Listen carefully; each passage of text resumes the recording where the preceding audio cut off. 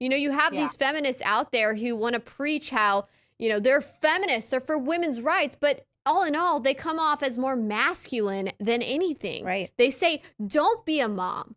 Don't be a stay-at-home mom.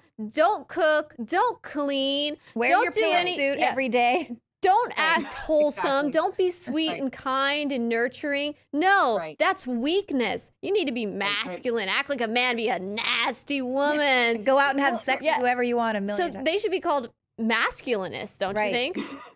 I agree. There's actually a really interesting history that Leah, I think, can give briefly. Well, yeah, I think you all have to go back to like the root, because we make fun of feminists all the time. We're like totally on Milo's brand where feminism is cancer because it literally is destroying our society. But like, it really goes back to these early feminists when you see them in like the 30s and the 40s and you read their writings, when you read like the feminist mystique and things like that. These women are so weird. They're so disgusting. They take Sigmund Freud and they talk about like Sigmund Freud believed that women had like a penis complex and that they wanted one, and Freud believed that children had sexual attraction to their parents, and then you have these great leaders like Herbert Marcuse, who created the slogan "Make love, not war," and you have the Woody Allens of this world, and you have the Hugh Hefners of this world, and their whole thing was feminism, right? Because they want free sex with everybody without any responsibility. Why buy the cow if you can get the milk for free?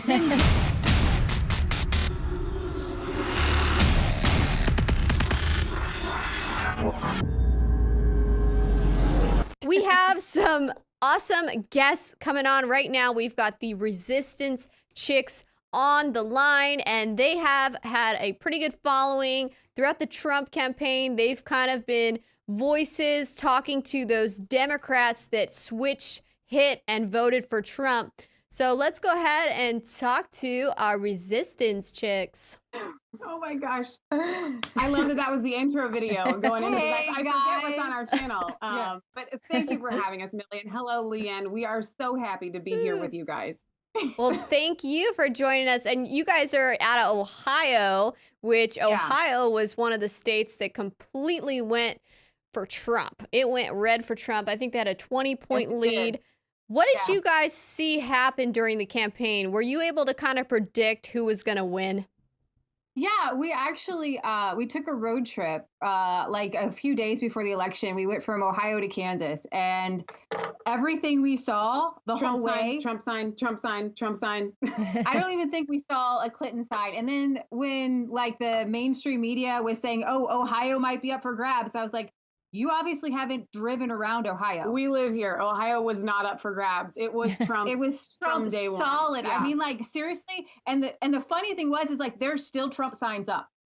Like people won't take them down. They're that excited. Like a year later, they're still there. So we had a good feeling that Trump was going to win. And we know that the mainstream media tells a boatload of lies. And so if they thought that Hillary was going to win, we were pretty confident. And we were watching InfoWars throughout the whole night on election night. You guys did excellent coverage. And we just knew. You just knew. In your gut, we just knew. Yeah.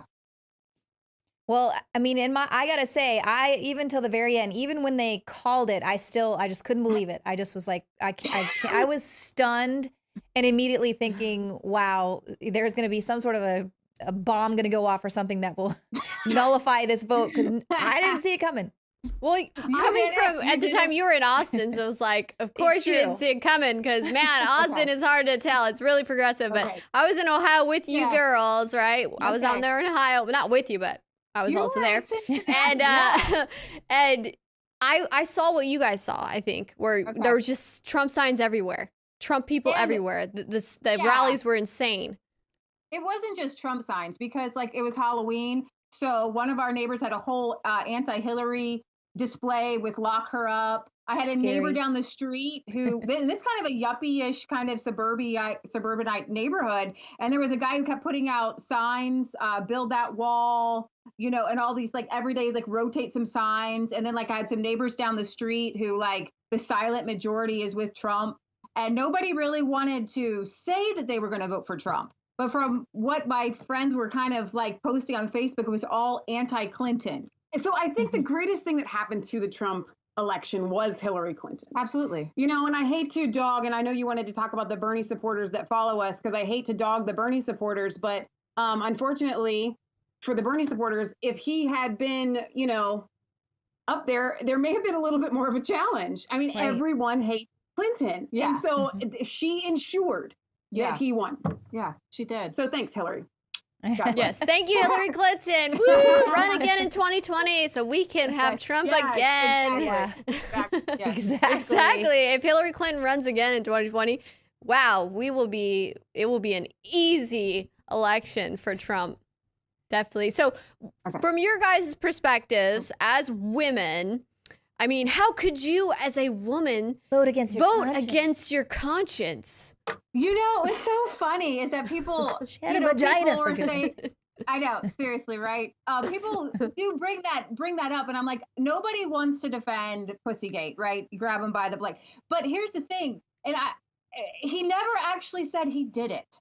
Okay, he said that these women will let you do anything, even go up and we've seen now. That's consensual. Like Harvey Weinstein, exactly. That's what I was going to say. We've seen through Weinstein Gate that it's true that these things happen, and like we haven't seen women coming up saying that he forced him. You know. So it's kind of this crazy. They only came out when he dared to call out Bill Clinton. Then they were like, "Oh, we got to get some women. Who wants to?" And then they didn't actually. Some of them came out, but the stories were like, "Oh, he might have touched my arm at a tennis match." It was like really. It wasn't like this guy violently raped me, bit a chunk out of my lip. Thank you. Like the stories we heard with Bill Clinton, and yet the Democrats just. It was like a huge double standard because they completely overlooked that Bill Clinton is this horrible violator of women while he's out there campaigning for Hillary. Why the heck didn't she divorce him? That's so weird that she would stay by a predator of his nature. I mean, what do you guys think about these women out there that were at the Women's March wearing giant like pussy hats and dressed as vaginas saying you should have voted for Hillary because she has a vagina? What do you think? It really was the greatest thing to happen to Resistance Chicks because we've always had our channel Mass Faith 3, but we launched Resistance Chicks in the beginning of January of this year. And immediately we had that to cover. And it was so great for us because I kind of take offense that they tell us to vote our conscience and that our conscience should just be always to align with another woman instead of using our brains to decide who the best candidate is. And when I see Madonna get up there and say, I've thought an awful lot about blowing up the White House. And when I see Ashley Judd, like you were talking about earlier, saying, I'm a nasty woman. I'm sorry, Miss Judd, I'm not going to align with you because I kind of like being a wholesome woman and one that's strong and independent and can think for herself. You're asking for the herd mindset. Yeah. If going against the herd mindset is going against my conscience, then by all means, I'm going to do it. And those pussy hats just look like hot dog buns. I mean, and, it was so disgusting. It was like repulsive. Millie, you hit the nail. They really did have some pretty repulsive stuff out there. It's not feminine. It's vulgar. It's just vulgar. Well, Millie, you were saying that was your experience out there at these protests. How she was being yelled at by either super tall dudettes or, men who were just like yelling, and the girl's like, well, if they see you as an equal, that's why they're yelling at you. And Millie's like, well, I don't want to, I want to be treated like a lady. I was being cursed out by men in front of these supposed feminist Hillary Clinton voters. And I'm like, can you not talk to me this way? Is this how your mother taught you to treat women? And and the girl chimes in and says, oh, he's just treating you as an equal. And I was like, well, then I don't want to be treated as an equal if it means you get to cuss me out and talk horribly to me. Bodily fluids. That's not being treated as an equal. That's being disrespected. And there's certain things with being traditional that's valuable that women and men both benefit from. You have these feminists out there who want to preach how, they're feminists, they're for women's rights, but all in all, they come off as more masculine than anything. Right. They say, don't be a mom. Don't be a stay-at-home mom. Don't cook. Don't clean. Wear don't your do pantsuit every day. Don't act wholesome. Exactly. Don't be sweet and kind and nurturing. No, that's weakness. You need to be masculine. Act like a man. Be a nasty woman. Go out and have sex with whoever you want a million times. They should be called masculinists, don't you think? I agree. There's actually a really interesting history that Leah, I think, can give briefly. Well, yeah, I think you all have to go back to like the root, because we make fun of feminists all the time. We're like totally on Milo's brand where feminism is cancer because it literally is destroying our society. But like, it really goes back to these early feminists when you see them in like the 30s and the 40s and you read their writings, when you read like the feminist mystique and things like that. These women are so weird. They're so disgusting. They take Sigmund Freud and they talk about like Sigmund Freud believed that women had like a penis complex and that they wanted one, and Freud believed that children had sexual attraction to their parents, and then you have these great leaders like Herbert Marcuse, who created the slogan "Make love, not war," and you have the Woody Allens of this world, and you have the Hugh Hefners of this world, and their whole thing was feminism, right? Because they want free sex with everybody without any responsibility. Why buy the cow if you can get the milk for free? We all know the saying, why buy the cow if you can get the milk for free? The guys get to have all the fun. The guys are the ones behind this feminist movement. You think these women like Madonna are powerful women? No, these women are slaves to the freaking Illuminati people controlling Hollywood that tell them what to do, what to wear, and what to say. They are not free women. They are slaves.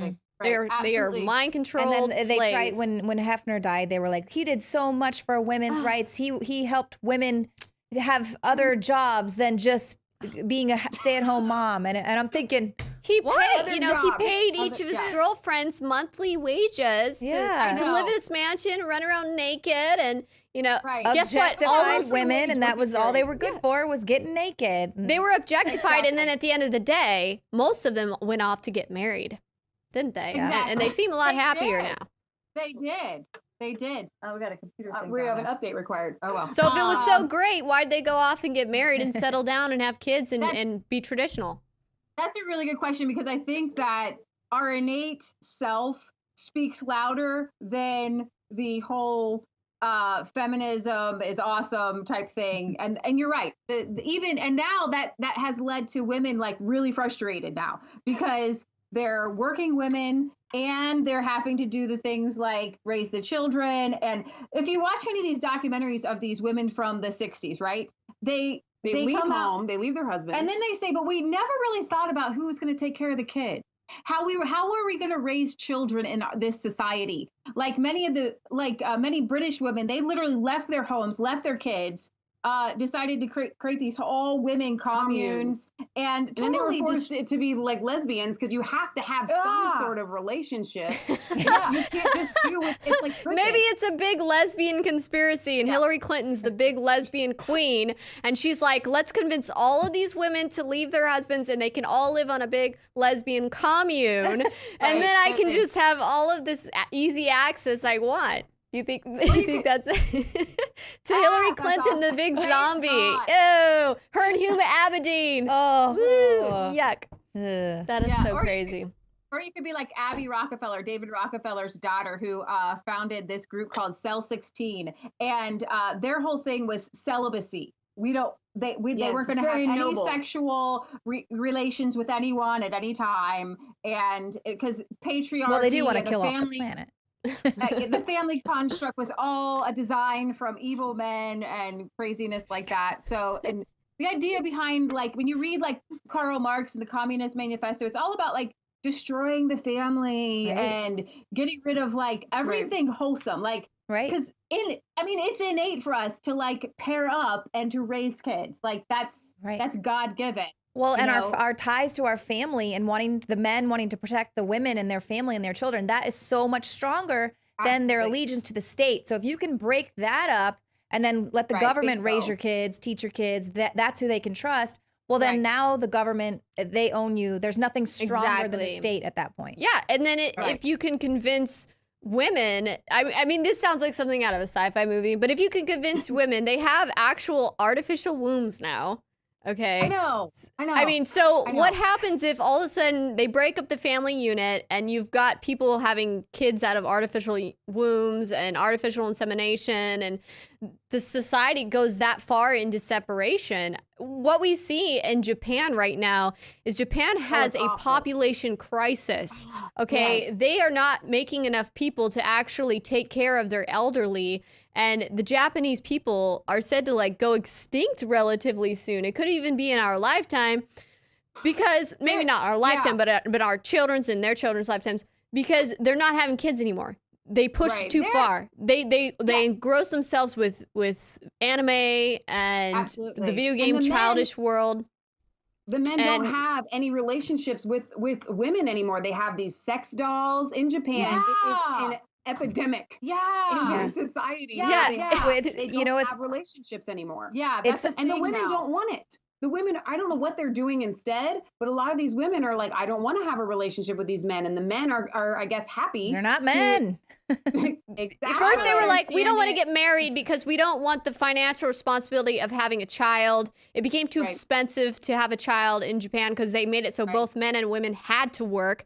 Whereas in the olden days, it was that you could have a single parent working in a household and that household could survive. And the reason why that's so scary is not because women should have to stay home or anything ridiculous, but even whether it's the woman out there earning the bread or the man out there earning the bread, parents should be having relationships with their children and having more say in raising them rather than sending them off to school, which are schools are dominated by liberals and Democrats, and they're just going to be mind controlling them and implanting their morals, what they want them to think like, and thus the millennials.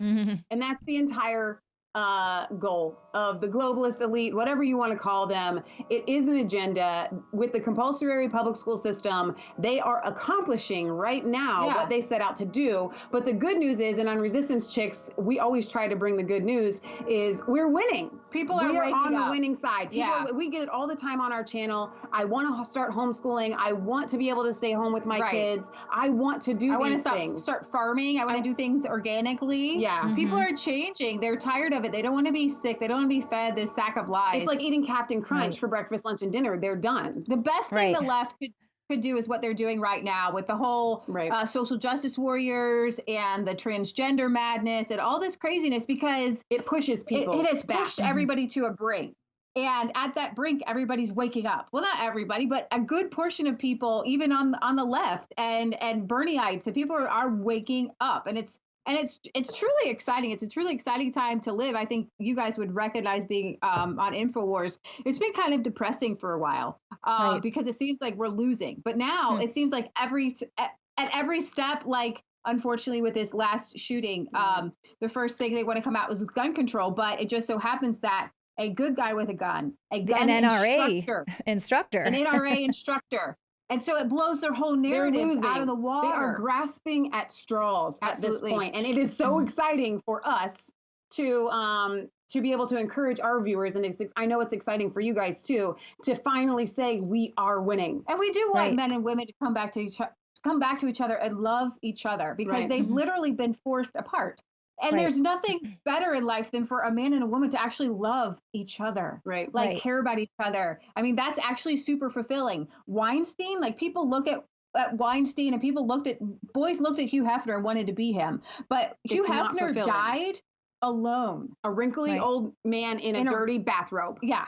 That's not a life that anybody should aspire to. Exactly. We come to it from a biblical standpoint. And to me, it goes without saying, God designed it to be a perfect design, from the whole creation of the universe all the way down to man and woman, which I think is kind of the epic of it, the epoch, whatever you want to say. And we've gone against that. And I think that people are shifting back to it. Right. And we are encouraging our viewers to be excited. One of our favorite things to do on Resistance Chicks, at least mine, Diamond and Silk have their bowl of stupid. I love to come out and say, go make babies for your country. If you're married Wherever you are at, if you've got Muslims coming in and flooding, they're going to depopulate, or they're going to increase their population. You must go make babies. I love telling people to do that. Unfortunately, we have viewers can't do it yet, but we've had viewers come back and say, we're trying. Especially in Europe. Yes. Yeah, that's always fun. Well, babies are a blessing. They are not a burden, as the feminists out there would want women to believe. They don't want women going and seeing ultrasounds prior to having abortion procedures, because they know that once the woman sees it, they realize the importance, the significance, the life, that human life exists inside them. And so babies are not a burden. They are a blessing. And this feminism is just really set to divide our country, divide men and women. That's what they want to do. And I hear women playing into it and men playing into it, where you have on one side the guys saying, oh, all feminism, all women, this is just stupid. Let's not validate any of their claims. But the reality is we have to validate, yes, women were being abused in Hollywood. Women have these abuses happen to them. It is real. Yeah, it is real. It's not an us versus them. It is, you have to look at these things realistically and head on.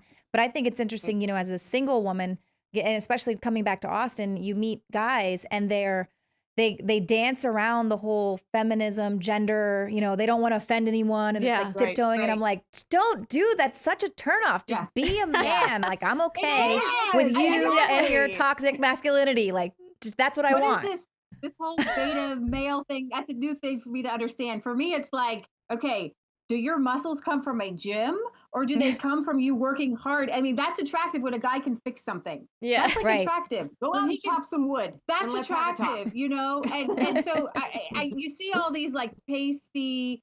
It's just sad. We watched some show. You guys put it on. Alex had those 4 I don't know. Where you got these guys who literally just only go to the gym because they want to like look at themselves in the mirror and be like, oh, look at me, look at me. They're called glamour muscles, but you can't do anything with those muscles. Yes, we farm, and we've had some glamour muscle people around it. They can't lift anything. I guess that particular muscle set doesn't lift logs. Right. Bring back the real men. I was having this conversation with Alex on his show the other day when we were talking about how these women are coming out about Harvey Weinstein and all these sexual predator types having abused them. And, I've heard even on the Trump supporting side, some men saying, well, are they really victims if they haven't come out so long and And what I want to say is this. Yes, they're victims. Yes, they had this sexual abuse happen to them. And by the feminists coming out and coming to their aid and then demonizing all of masculinity as a whole, the men went on the defense. But the reality here is this. This is not masculinity that's attacking women. This is beta males. These are predators. These are the males that in society, they wouldn't have a shot with women. They wouldn't have a chance. Women wouldn't naturally choose them because they're weak. They're beta males. They're creeps. Yeah. Woody Allen, seriously, he has to make movies with like 17-year-olds and 16-year-olds and then have his like older characters be attracted to these young girls are not attracted to Woody Allen. Okay, no one's attracted to Woody Allen. Yeah. But he writes these movies for himself, it's just like, and like Harvey Weinstein and things like that. I mean, you're so right. That real masculinity defends women, protects exactly. women. So when they are, like you said, the predator, then of course they're not going to be real men. They're not attractive. That's why they want to divide women so they can have easy prey on the women, divide the men and women. You can prey on the women easily. And then the real men will say, well, I don't want to help these women. They hate men. They hate me. So why should I come to their aid? When the reality is it's being designed this way. Mm-hmm. Right. We have a lot of men that come and say that to us. Yeah. Like, I want to have this position. I want to protect. But every time I do, like, I go to open a door for a woman and she looks at me funny. I go to pay for the meal and I can pay for my own meal. I'm like, hang on a minute. Because I don't want to lose that in society. I want the men to be chivalry, providers. Chivalry is not dead, or it's dying, man. We got to resurrect it. Yeah, bring it back to life. Right. Got to resurrect some chivalry in this world. Can we make men again? Yes. Make women Yeah, women make again. men men again. Make men masculine again. Yeah. Yeah. It's always funny to see the transgenders that Make are so American funny. men masculine again. Their sperm counts are actually statistically dwindling. They And so they need are. to take some super male vitality. Okay, get those sperm counts back up. Yes. Go make some babies. Go make Yep. babies. That's right. Well, you know what? Thank you so much, ladies, for coming on. It has been a blast. I always enjoy talking to you. Where can people follow you? So we are on Twitter, Resistance Chicks without the K because it wouldn't fit. But you can find us Resistance Chicks regardless. Our YouTube channel, we have 2 of them because we've been censored before. Our main channel is MassFaith3, MassFaith3. And then, of course, we have the Resistance Chicks. Yep. But we go live often, so they can find us on the MassFaith3 Every channel. Friday at 6 and Sundays at 1 with European. And news. anytime in between when we can. Yep. All right. Well, thank you so much for joining us, ladies. Thanks Thank for you. That was having the us. Resistance Chicks.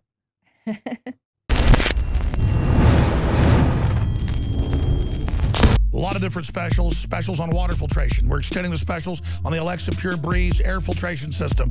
Amazing. At $149, you can't beat it. Comparable units, $400 to $600. 888-253-3139.